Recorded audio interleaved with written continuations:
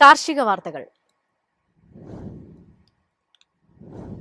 സംസ്ഥാനത്തെ നെല്ല് സംഭരണം വീണ്ടും പ്രതിസന്ധിയിൽ. ബാങ്കുകൾ വായ്പ നിർത്തിയതാണ് കർഷകർ കടക്കെണിയിലാകാൻ കാരണം. 73,062 കർഷകരാണ് കടക്കെണിയിലായത്. നെല്ല് സംഭരിച്ച ഇനത്തിൽ 785 കോടി രൂപയാണ് സപ്ലൈകോ കർഷകർക്ക് നൽകാനുള്ളത്. സപ്ലൈകോ പണം നൽകാത്തതിനാൽ കർഷകർക്ക് ബാങ്കുകൾ പാടി രസീത് ഷീറ്റ് വായ്പ നിഷേധിച്ചതാണ് പ്രതിസന്ധിക്കിടയാക്കിയത്. നെല്ല് സംഭരിച്ച സപ്ലൈകോ കർഷകർക്ക് നൽകുന്നത് PRS ആണ്. പാഡി രസീത് ഷീറ്റുമായി ബാങ്കുകളിലെത്തുന്ന കർഷകന് ബാങ്കുകൾ വായ്പ അനുവദിക്കും.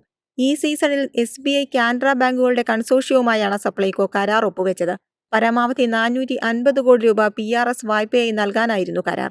ഈ പരിധി കഴിഞ്ഞാൽ വായ്പ നൽകുന്നത് നിർത്തും. കരാർ പ്രകാരമുള്ള വായ്പാ പരിധി കഴിഞ്ഞിട്ടും സപ്ലൈകോ പണം തിരിച്ചടക്കാതായതോടെ മാർച്ച് 18 മുതൽ കർഷകർക്ക് വായ്പ നൽകുന്നത് ബാങ്കുകൾ നിർത്തി. ഇത് സംബന്ധിച്ച് മുഖ്യമന്ത്രിക്കും സപ്ലൈകോ ചെയർമാൻ ആൻഡ് മാനേജിംഗ് ഡയറക്ടർക്കും കർഷകർ പരാതി നൽകിയെങ്കിലും ഫണ്ട് ക്ഷാമമുണ്ടെന്നും തുക ലഭിക്കുന്നതിനനുസരിച്ച് നൽകാമെന്നുമുള്ള മറുപടിയാണ് ലഭിക്കുന്നത്. News desk MyFin TV. 4 വർഷത്തെ ഇടവേളയ്ക്ക് ശേഷം ഇന്ത്യ ഗോതമ്പ് കയറ്റുമതി ആരംഭിച്ചു. ഏഷ്യയിലെയും മിഡിൽ ഈസ്റ്റിലെയും വാങ്ങലുകാർക്ക് ഇത് ഉപകാരപ്രദമായി. 4 വർഷത്തിനിടെ ആദ്യമായി ഇന്ത്യൻ വ്യാപാരികൾ ഗോതമ്പ് കയറ്റുമതി ആരംഭിച്ചതായി വ്യാപാര വൃത്തങ്ങൾ അറിയിച്ചു. ആഗോളതലത്തിൽ വിലയിലും ചരക്ക് നീക്കത്തിലുമുള്ള കുതിപ്പ് ഇന്ത്യയിലെ മിഡിൽ ഈസ്റ്റിലും വാങ്ങുന്നവർക്ക് ഉപകാരപ്രദമായി.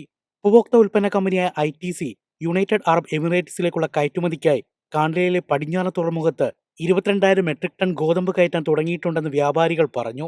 റെക്കോർഡ് വിളവ് പ്രതീക്ഷിച്ച ഇന്ത്യ 2022 നിരോധനത്തിന് ശേഷം ഈ വർഷം ഗോതമ്പ് കയറ്റുമതി അനുവദിച്ചു.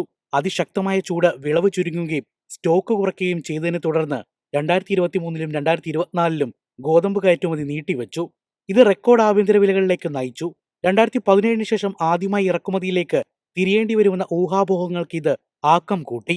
News desk MyFin TV. എളുപ്പത്തിൽ സമ്പാദ്യം വളർത്താം. ഇന്ന് തന്നെ മൈഫിൻ TV ആപ്പ് ഡൗൺലോഡ് ചെയ്യൂ.